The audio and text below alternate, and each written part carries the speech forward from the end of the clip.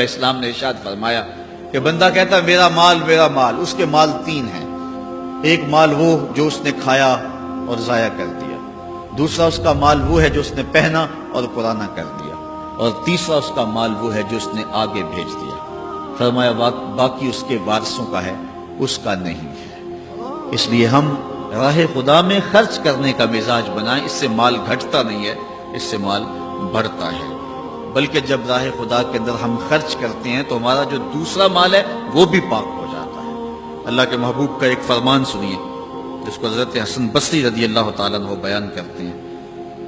فرمایا کہ اپنے مال کو، اپنے اموال کو زکوٰۃ سے پاک کرو اور اپنے مریضوں کا علاج صدقے سے کرو، اور جب مصیبتیں اور بلائیں تمہارا رخ کریں تو پھر دعا سے اور اللہ کے حضور زاری سے اللہ کی مدد چاہو. آج ہم صدقے کا مزاج بہت کم کر چکے ہیں.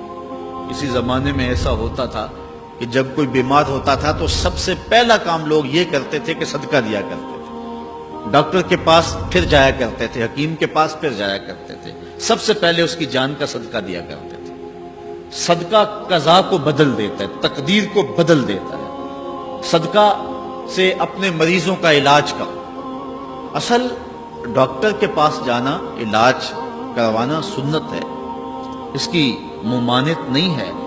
لیکن یہ بات ہمیشہ ذہن میں رکھیے گا کہ ڈاکٹر کے پاس دوا ہے، شفا نہیں ہے. شفا اللہ کے دستے کرم میں ہے. اس لیے جب بھی بیمار ہو جاؤ تو پہلے صدقہ کرو اور پھر ڈاکٹر کے پاس جاؤ. اللہ اس صدقے کی برکت سے ڈاکٹر کی دوا میں شفا رکھ دے گا. کیونکہ شفا تو اس کے حکم میں ہے نا، چیزوں میں تو شفا نہیں ہے. وہ تو اس نے حکم جہاں دے دیا وہاں شفا ہے. حضرت موسیٰ علیہ السلام کے پیٹ میں درد کا احساس ہوتا ہے تو کوہ طور پہ چلے گئے. کیسے جلیل القدر نبی تھے، اللہ سے ڈائریکٹ رابطے تھے. اور جا کے کہا مالک میرے پیٹ میں درد ہو رہا ہے. اللہ اکبر. گھر کے نجی معاملے بھی رب سے ڈسکس کرتے تھے، اور کوئی جو ہے وہ ایسی چیز ہوتی وہ بھی رب سے ہی عرض کرتے تھے. کہا میرے مالک میرے پیٹ میں درد کا احساس ہو رہا ہے. دوائی کی پوری لینی ہے تو وہ بھی جا کے کوہ طور سے رب سے ہی لیتے تھے. تو اللہ تعالیٰ فرمایا فلان جنگل میں چلے جاؤ، وہاں اس شکل کے پتوں کی ایک بوٹی ہے، اس کو توڑو نچوڑو، اس کا پانی پیو، تمہیں شفا مل جائے گی. حضرت موسیٰ علیہ السلام گئے اور جا کے بوٹی کو توڑا، نچوڑا، پانی پیا، شفا ہو.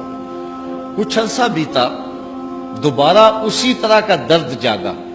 اب نسخہ تو ذہن میں تھا.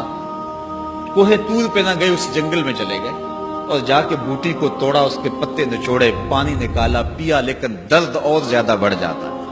پھر دوبارہ آئے کوہ طور پہ، کہا مالک میں نے اسی درد پہ دوبارہ وہی بوٹی کا پانی پیا ہے لیکن درد بڑھ گیا ہے.